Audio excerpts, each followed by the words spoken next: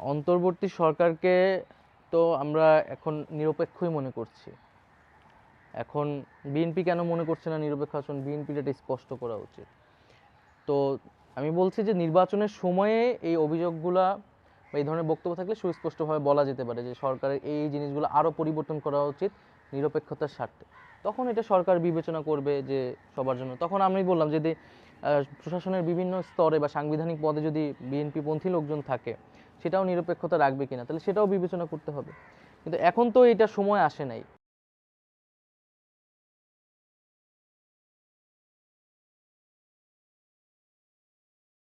সরাসরি ১-১১-র ইঙ্গিত রয়েছে এভাবে বলেছেন। ১-১১ এবং -2 এর আলাপটা কিন্তু সর্বপ্রথম বিএনপি রাজনীতির মাঠে এনেছে বেশ কিছুদিন আগে। বিএনপি কেন জানি মনে করে যে এই সরকারটা হয়েছে কেবল একটা নির্বাচন দেওয়ার জন্য, এবং এই সরকারকে তারা যে নির্বাচিত বলে না, আসলে এটাও একটা ভুল বক্তব্য। কারণ একটা সরকার যদি নির্বাচনের মাধ্যমে পট পরিবর্তন হয়, তাহলে একটা নির্বাচিত সরকার একটা দেশে আসে। তো সরকারটা নির্বাচনের মাধ্যমে পট পরিবর্তন, ক্ষমতার পট পরিবর্তন হয় না, হয়েছে গণঅভ্যুত্থানের মাধ্যমে। ফলে গণঅভ্যুত্থানের সমর্থনে একটা সরকার আসছে একটা ইন্টেরিয়াম সময়ের জন্য, যেই সময় তারা বিচার, সংস্কার এবং নির্বাচন করবে। তো তো আমরা বিচার এবং সংস্কারটা আমাদের কিন্তু সমান প্রায়োরিটি। আমরা ছাত্ররা কিন্তু গভর্নমেন্টে এসেছি সেই ওয়াচডগের ভূমিকা পালন করতে, যে আমাদের যে কমিটমেন্ট ছিল, গণঅভ্যুত্থানের যে প্রতিশ্রুতি ছিল, সেটা সঠিকভাবে এই সরকার বাস্তবায়ন করতে পারে কিনা। তো সেই জায়গায় যখন বিএনপি ও এই একই কথায় তাল দেয় যে নিরপেক্ষ সরকার আরেকটা লাগবে, বা তারা এর আগেও বলেছে যে এই সরকার নির্বাচিত সরকার নয়। হ্যাঁ, আজকে কিন্তু আমরা দেখতেছি আওয়ামী লীগের যে আরাফাত রহমান, সে কিন্তু স্ট্যাটাস দিয়েছে যে এটা অবৈধ এবং অনির্বাচিত সরকার, একটা নিরপেক্ষ সরকার লাগবে, এর আন্ডারে নিরপেক্ষ সরকার মানে সুষ্ঠু নির্বাচন হওয়া সম্ভব নয়। সো একই টোনে যখন আমরা কথা বলতে দেখছি, তাহলে এটা কিন্তু একটা সন্দেহ তৈরি করে।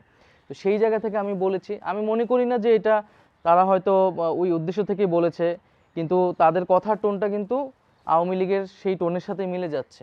তবে একটা বিষয়, নিরপেক্ষ নির্বাচন, নিরপেক্ষ সরকার মানে এই নয় যে আওয়ামী লীগকে সেখানে স্পেস করে দিতে হবে, আওয়ামী লীগের প্রতি নিরপেক্ষ আচরণ করতে হবে।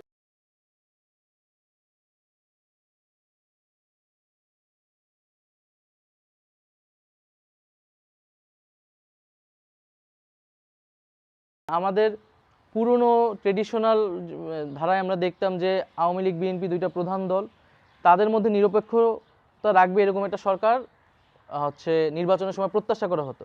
এখন কিন্তু এই বাস্তবতা নেই। তো আওয়ামী লীগের প্রতি আওয়ামী লীগ বিতাড়িত হয়েছে, তার বিচার প্রক্রিয়া চলছে, এই সরকারের অবশ্যই জুলাই গণঅভ্যুত্থানের সেই পক্ষপাতিত্ব আছে। ফলে নিরপেক্ষ সরকারের নামে আওয়ামী লীগকে আশ্রয় দেওয়ার যদি ষড়যন্ত্র হয়, এইটা আমরা মানব না। আমরা তো প্রথম থেকেই বলেছি আমরা একটা রিকনসিলিয়েশন প্রক্রিয়ার মধ্যে দিয়ে যেতে চাই, কিন্তু সেটার জন্য আওয়ামী লীগকে তো অ্যাপোলজেটিক হইতে হবে, কিন্তু তারা তো, তাদের মধ্যে আমরা সেই ধরনের কোনো প্রবণতা দেখতে পাচ্ছি না।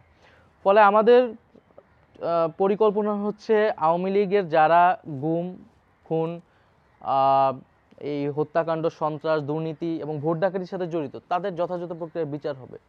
এবং যারা এই প্রক্রিয়ার সাথে আর এই ধরনের অপরাধের সাথে যুক্ত ছিলেন না, কিন্তু সমর্থক ছিলেন বা তৃণমূলের নেতাকর্মী অনেকে ছিলেন, তো তাদেরকে আমরা ইনডেমনিটি দিতে চাই, এবং তারা যে কোনো রাজনৈতিক দলে যেতে পারবে এবং তাদের সেই রাজনৈতিক নাগরিক অধিকার হচ্ছে রক্ষিত হবে। এইভাবে একটা রিকনসিলিয়েশন প্রক্রিয়া হতে পারে, কিন্তু তার আগে আমাদের বিচার কার্যক্রমটা আসলে করতে হবে। তো সেই জায়গায় আমরা মনে করি আওয়ামী লীগ নামে বাংলাদেশে আর রাজনীতি করার আসলে আওয়ামী লীগের অধিকার নেই, নৈতিক এবং রাজনৈতিক অধিকার নেই। এই বিষয়ে যদি আমরা ঐক্যমত হতে পারি, আমরা একটা ব্যবস্থা করব।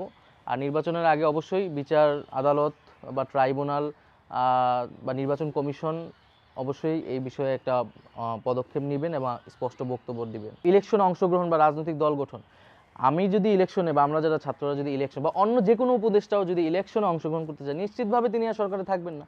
সরকারের থেকে কেউ ইলেকশনে অংশগ্রহণ করবে না। ইলেকশনে অংশগ্রহণ করতে হলে অবশ্যই একটা নির্দিষ্ট সময়ের আগেই হচ্ছে সরকার ছেড়ে দিবে তারা।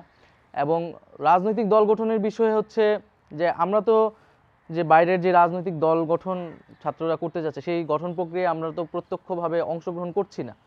এবং বৈষম্য বিরোধী নতুন কমিটি হয়েছে, জাতীয় নাগরিক কমিটির আলাদা বডি আছে, তারা তাদের মতো কাজ করতেছে। আমরা যদি সেই দল গঠন প্রক্রিয়ায় অংশগ্রহণ করতে চাই সরাসরিভাবে, আমরা অবশ্যই সরকার ছেড়ে দেব। কিন্তু উনি যেটা বললেন যে যদি রাজনৈতিক দল গঠন হয় তাহলে আর আমরা এখানে থাকতে পারবো না, আমার তো ওই দলের সাথে কোনো সম্পর্কই নেই, তাহলে আমি কেন সরকারে থাকতে পারবো না। এবং যারা ছাত্র উপদেষ্টা এখানে আছে তারা তো বাইরের রাজনীতির সাথে যথাযথ দূরত্ব মেনটেন করেই সরকারে আছে, এবং রাজনীতি করতে হলে তারা সরকার ছেড়েই বাইরে চলে যাবে।